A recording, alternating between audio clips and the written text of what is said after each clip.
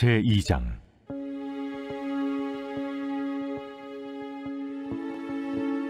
그들이 침상에서 죄를 꾀하며 악을 꾸미고 날이 밝으면 그 손에 힘이 있으므로 그것을 행하는 자는 화 있을진저. 밭들을 탐하여 빼앗고 집들을 탐하여 차지하니 그들이 남자와 그의 집과 사람과 그의 산업을 강탈하도다. 그러므로 여호와의 말씀에 내가 이 족속에게 재앙을 계획하나니 너희의 목이 이에서 벗어나지 못할 것이요 또한 교만하게 다니지 못할 것이라. 이는 재앙의 때임이라. 그때 너희를 조롱하는 시를 지으며 슬픈 노래를 불러 이르기를 우리가 온전히 망하게 되었도다. 그가 내 백성의 산업을 옮겨 내게서 떠나게 하시며 우리 밭을 나누어 패역자에게 주시는도다 하리니, 그러므로 여호와의 회중에서 분깃의 줄을 댈 자가 너희 중에 하나도 없으리라. 그들이 말하기를 너희는 예언하지 말라. 이것은 예언할 것이 아니거늘 욕하는 말을 그치지 아니한다 하는도다. 너희 야곱의 족속아, 어찌 이러기를 여호와의 영이 성급하시다 하겠느냐? 그의 행위가 이러하시다 하겠느냐? 나의 말이 정직하게 행하는 자에게 유익하지 아니하냐? 근래에 내 백성이 원수같이 일어나서 전쟁을 피하여 평안히 지나가는 자들의 의복에서 겉옷을 벗기며 내 백성의 부녀들을 그들의 즐거운 집에서 쫓아내고 그들의 어린 자녀에게서 나의 영광을 영원히 빼앗는도다. 이것은 너희가 쉴 것이 아니니 일어나 떠날지어다. 이는 그것이 이미 더러워졌음이니라. 그런즉 반드시 멸하리니 그 멸망이 크리라. 사람이 만일 허망하게 행하며 거짓말로 이르기를 내가 포도주와 독주에 대하여 네게 예언하리라 할 것 같으면 그 사람이 이 백성의 선지자가 되리로다. 야곱아, 내가 반드시 너희 무리를 다 모으며 내가 반드시 이스라엘의 남은 자를 모으고 그들을 한 초소에 두기를 보스라의 양떼같이 하며 초장의 양떼같이 하리니 사람들이 크게 떠들 것이며 길을 여는 자가 그들 앞에 올라가고 그들은 길을 열어 성문에 이르러서는 그리로 나갈 것이며 그들의 왕이 앞서가며 여호와께서는 손들어 가시리라. 샬롬, 반갑습니다. 오늘도 큐티로 여는 기막힌 하루입니다. 오늘 나눌 말씀은 미가서 2장 1절과 13절 말씀으로 남은 자를 모으시는 여호와라는 제목의 말씀을 나누려고 합니다. 앞서 본문에서는 이스라엘과 유다 백성들 전체에 대한 하나님이 심판하신다는 경고와 멸망에 대하여 강력하게 선포한다고 하였습니다. 오늘 본문에는 좀 더 구체적으로 두 왕국 백성들이 왜 심판의 경고를 받고 멸망에 이르게 되는지 그 이유를 밝히고 있습니다. 하나님의 심판을 단체적인 혹은 국가적인 집단의 재앙으로 치부하며 자신들의 억울함을 호소하던 에스겔서의 속에 포로 공동체의 불평 불만에 대하여 하나님이 더욱 강력하게 경고했던 것처럼 오늘 본문에서도 백성들의 범죄 행위에 대해서 구체적으로 지적하고 심판과 경고가 내려졌을 때 그리스도인들이 취해야 하는 자세는 어떤 것인지 말씀하십니다. 첫 번째로는 나의 죄악을 고백해야 합니다. 1절과 2절 그들이 침상에서 죄를 꾀하며 악을 꾸미고 날이 밝으면 그 손에 힘이 있으므로 그것으로 행하는 자는 화 있을진저. 밭들을 탐하여 빼앗고 집들을 탐하여 차지하니 그들이 남자와 그의 집과 사람과 그의 산업을 강탈하였도다. 사람들은 이제 누워서 쉴 수 있는 침상 같은 편안한 환경이 오면 선한 일을 할 수 있다고 장담하지만 더욱 죄를 꾀하고 악을 꾸미는 것이 인생인 것입니다. 편안한 시간이 오면 우리는 어떠한 모습을 하고 있습니까? 혼자만의 시간에 어떤 생각과 마음을 가지고 있습니까? 내일은 무슨 죄를 지을까 라면서 계획하고 있지는 않습니까? 김영재 목사님은 환경에 장사가 없다고 힘든 일을 당하고 마음이 공고할 때는 말씀의 은혜를 받지만 일이 풀리고 상황이 편해지면 조금씩 말씀에 둔감한다고 합니다. 평소에 지속적으로 묵상하며 스스로 무장한 사람들은 육적으로 편안한 환경이 영적으로 위기라는 것을 알고 경계를 늦추신다고 합니다. 그런데 여기서 나오는 편안한 환경은 침상에서 죄악을 꾸미려고 생각하는 것이 내 손에 힘이 있으니 죄를 꾀하라는 것입니다. 능력이 있으면 주님을 더 섬기고 주의 일을 해야 하는데 그 능력으로 오히려 많은 것을 더 차지하려고 더 큰 죄를 짓고 있습니다.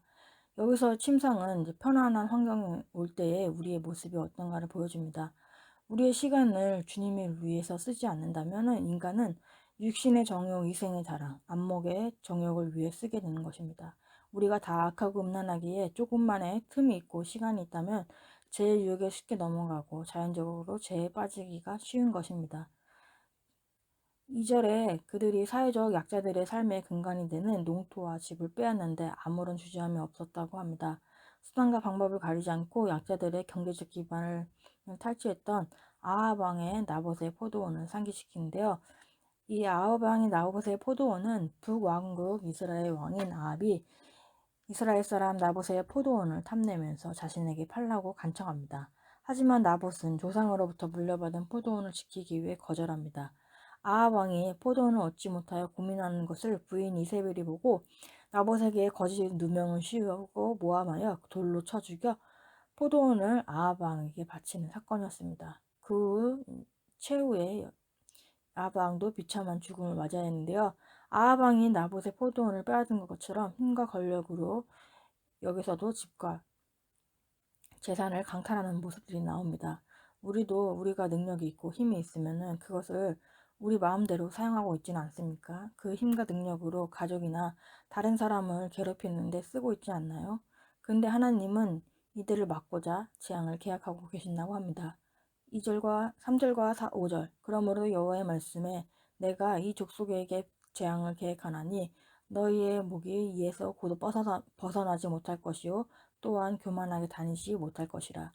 이는 재앙의 때임이라 하셨느니라.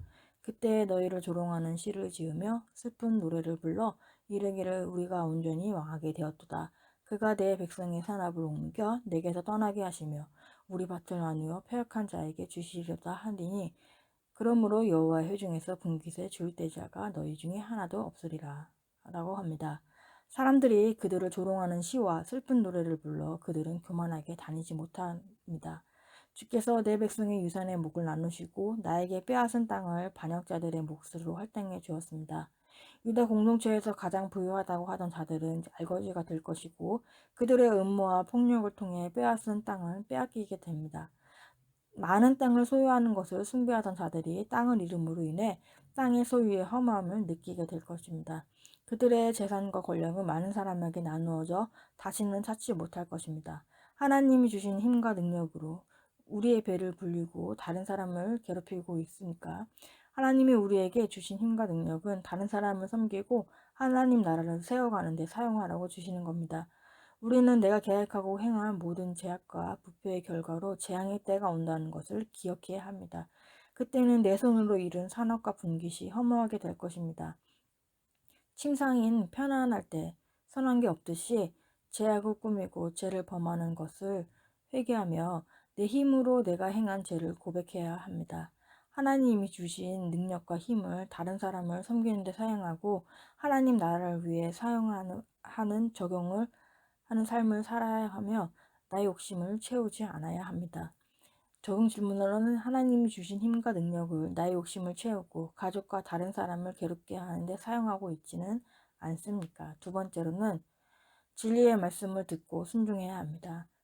6절과 7절 그들이 말하기를 너희는 예언하지 말라 이것은 예언할 것이 아니거늘 욕하는 말을 그치지 아니한다 하는도다. 너희 야곱의 족속아 어찌 이르기를 여호와의 영이 성급하다 하겠느냐 그의 행위가 이러하시다 하겠느냐 나의 말이 정직하게 행하는 자에게는 유익하지 아니하냐 라고 합니다. 유다의 상층에 엄청난 재앙이 임할 거라고 하는데요. 그 이유는 하나님의 백성이라는 명성에 걸맞게 서로 돌보고 특히 약자에 대해서 배려하고 자비로운 삶을 살아야 하지만 오히려 약자들을 착취하고 살았기 때문입니다. 11절에 사람이 만일 허망하게 행하면 거짓말로 이르기를 내가 포도주와 독주에 대하여 내게 예언하리라 할 것 같으면 그 사람이 이 백성의 선지자가 되리로다. 라고 합니다. 이 백성의 거짓말이나 사기꾼이 와서 거짓말을 하면 그들을 선지자로 환영할 것이라고 하시며 하나님은 이 선지자들을 거짓말쟁이와 사기꾼으로 단정하십니다.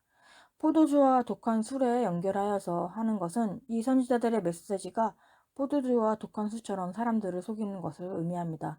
신앙 고백이 확실하지 않은 사람은 돈과 학력, 재산도 다 계속 속일 수밖에 없습니다. 세상이 악하고 음란하기에 믿음이 없는 사람은 이해타산에 따라 쉽게 속입니다. 이 땅에서 내가 겪어보지 않고 알 수 있는 길은 오직 하나님께 묻는 것입니다. 아무리 좋은 학벌을 가지고 세상의 건세가 인정하고 있어도 하나님께서는 거짓말쟁이와 사기꾼에 불과한 자들이 선지자로 자리를 차지하고 있다고 하면서 하나님으로부터 멀어져 있다고 합니다. 게다가 백성들은 완악해져서 자신이 듣고 싶은 메시지만 듣는다고 합니다. 예레미야 시대에도 예레미야 5장 31절 새 번역으로 예언자들은 거짓으로 예언을 하며 제사장들은 거짓 예언자들이 시키는 대로 다스리며 나의 백성은 이것을 좋아하니 마지막 때에 너희가 어떻게 하려느냐. 듣고 싶은 말씀만 듣고 하나님의 음성을 듣기는 거부하는 것입니다. 미가 시대와 예레미야 시대에 살았던 영적 문제가 바로 오늘도 되풀이되고 있는데요. 우리도 듣고 싶은 말씀만 듣고 기복적인 말씀에 더 반응하고 좋아하는 말씀만 더 듣기를 좋아합니다. 참된 예언을 버리고 포도주와 독주의 예언 곧 자기 욕구를 충족되리라는 거짓 예언만 즐겨 듣습니다. 듣기 싫더라도 진리의 말씀을 잘 들을 때 하나님의 원수의 자리에서 떠나 하나님 백성의 자리에 서게 되는 것입니다. 부유한 자들은 미가가 예언한 말씀을 받아들이지 않았습니다. 제약을 떠나지 않은 사람들은 참된 예언을 욕하는 말로 여기며 듣기를 싫어합니다. 듣기 싫은 소리도 들어야 하고 싶은 것이 많을지라도 말씀에 순종하여 버릴 것은 버려야 합니다. 자기 생각이 정답이고 기준이기에 죄를 드러내고 심판하시는 하나님을 성급하다고 비난하고 거역합니다. 하나님은 공평하고 정의로운 분이십니다. 제 아무리 야곱의 족속이라도 하나님의 백성이라고 해도 죄에서 돌이키시지 않으면 하나님은 반드시 심판하십니다. 거짓 예언의 말씀이 아닌 진리의 말씀을 듣고 순종하는 삶을 살아야 합니다. 그래서 구속사적으로 말씀을 차례대로 보는 것이 중요합니다. 매일의 말씀 묵상으로 차례대로 큐티를 한다면 심판의 말씀도 재앙의 말씀도 나에게 주신 말씀이 무엇인지 깨닫고 내 죄를 보고 회개하고 적용하게 되는 것입니다. 적용 질문으로는 오늘 내가 듣고 싶어하는 포도주와 독주의 예언은 무엇입니까? 내가 들어야 할 참된 예언은 무엇입니까? 세 번째는 남은 자를 모아 회복시키십니다. 12절과 13절 야곱아 내가 반드시 너희 무리를 다 모으며 내가 반드시 이스라엘의 남은 자를 모으고 그들을 한 처소에 두기를 보스라의 양떼같이 하며 총장의 양떼같이 하리니 사람들이 크게 떠들 것이며 길을 여는 자가 그들 앞에 올라가고 그들의 길을 열어 성문에 이르러서는 그리로 나아갈 것이며 그들의 왕이 앞서가며 여호와께서는 선두로 가시리라. 아멘. 하나님은 미가를 통해 반드시 이스라엘의 남은 자를 모아 회복시킬 것을 약속하십니다. 하나님이 사마리아와 예루살렘은 죄의 결과로 황무지가 되게 하시지만 남은 백성은 직접 모아 풍요로운 장소에 두겠다고 합니다. 그래서 죄인이 구원을 얻을 수 있는 유일한 소망은 오직 여호와께만 있는 것입니다. 이스라엘의 남은 자를 언급하며 포로기의 심판이 끝나는 것이 아니라 다시 구속적 회복의 희망을 던져주고 있습니다. 남은 자는 하나님께서 불러 모으시고 구원하시는 하나님의 백성을 말합니다. 남은 자는 하나님의 약속을 믿는 사람입니다. 로마서 10장 17절 그러므로 믿음은 들음에서 나며 들음은 그리스도의 말씀으로 말미암느니라 라고 하는데요. 믿음은 그리스도의 말씀을 들을 때 생깁니다. 비록 소수지만 하나님의 심판의 때와 은혜와 언약 안에서 믿음으로 살아가는 사람들입니다.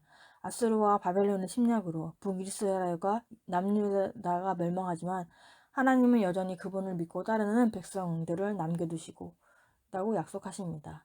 이들이 바로 남은 자입니다. 노아 홍수 때는 노아가 남은 자였고 소돔과 고모라 때는 롯이 남은 자였고 모세는 이스라엘의 남자 중에 남은 자였으며 이스라엘이 가나안에 들어갈 때는 여호수아와 갈렙이 남은 자였고 그리고 오늘날 우리의 성도들이 남은 자이며 마지막 심판 때 생명책에 기록된 자들이 남은 자입니다. 남은 자는 오직 하나님만을 겸손히 의지하며 의를 행하는 자로 하나님께서 은혜로 구원을 하시는 사람들입니다. 김양재 목사님의 말씀은 로마서 9장 27절과 29절에 또 이사야가 이스라엘에 관하여 외치되 이스라엘 자손들의 수가 비록 바다의 모래 같을지라도 남은 자만 구원을 받으리라. 주께서 땅 위에서 그 말씀을 이루시고 속히 시행하리니라 하셨느니라. 또한 이사야가 미리 말씀한 바 만일 만군의 주께서 우리에게 씨를 남겨두지 아니하셨더라면 우리가 소돔과 같이 되고 고모라와 같이 됨이 로다 함과 같으니라. 이 말씀에서 하나님은 반드시 그 말씀을 이루사 우리를 거룩한 씨 남은 자가 되게 하시고 구원을 얻게 하십니다. 구루터기가 기막힌 고난 가운데서 남은 자입니다. 보잘것없는 구루터기라도 이 땅에서 남은 자로서 사명을 잘 감당해야 한다고 사명을 주시는 것입니다. 사명자로는 내 속에 남은 부분을 봐야 하고 내가 전하는 그 사람에게서도 남은 부분을 봐야 합니다. 내게 맡겨주신 사명의 자리를 잘 감당해야 합니다. 가정과 직장, 교회에서 세상의 가치관에 휩쓸리지 않고 자기 자리를 지키면서 하나님 때에 불러 모아집니다. 그때까지는 말씀에 따라 순종과 적용을 하며 거룩한 삶을 살아내야 합니다. 13절에 길을 여는 자라는 것은 원문의 뜻은 겹겹이 쌓여있는 포위방을 뚫고 나오는 것을 의미합니다.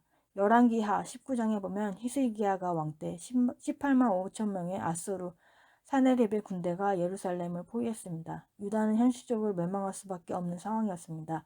그러나 그 밤에 하나님이 그 18만 5천 명의 포위망을 뚫어버리셨습니다. 앞서가시는 하나님께서 길을 열으셨기 때문에 가능한 것입니다. 앞으로 오실 메시아를 길을 여는 자로 소개하며 고통과 상처, 형벌과 심판의 모든 장벽을 뚫고 백성들을 자신의 왕국으로 이끌어가는 것을 펼쳐 보이고 있습니다. 하나님이 먼저 앞서서 인도에 가시기에 우리는 주님을 따라가야 합니다. 우리가 세상의 악한 가치관에서 휩쓸리지 않고 자기 자리를 잘 지키면 하나님이 정하신 그때 불러 모으십니다. 경고의 말씀을 나에게 주신 말씀으로 듣고 순종하며 돌이킬 때 남은 자가 될 수 있습니다. 이 세상에서 내가 받을 복이 아무것도 없다고 해도 하나님이 모으시는 남은 자가 되면 천국을 얻을 수 있습니다. 적용 질문입니다. 남은 자가 되고자 내가 증명해야 할 죄는 무엇입니까? 구원을 위해 잘 머물러 있어야 할 자리는 어디입니까? 3월 2일 보석산자입니다. 예수 믿는 우리는 오래 살려고 애쓸 것이 아니라 하루하루를 내게 주어진 생명으로 여기고 나의 시간을 예수님 대하듯 귀하게 사용하여야 합니다. 기도하겠습니다. 하나님 아버지 감사합니다. 오늘도 말씀을 허락해 주셔서 감사합니다. 하나님 아버지 편안할 때나 혼자만의 시간을 가질 때 우리는 거룩한 삶을 살기보다는 제 유혹에 빠져서 살고 있는 저희를 불쌍히 여겨주시고 주님의 일을 하라고 주신 힘과 능력을 내 마음대로 사용하였던 것들을 회개합니다.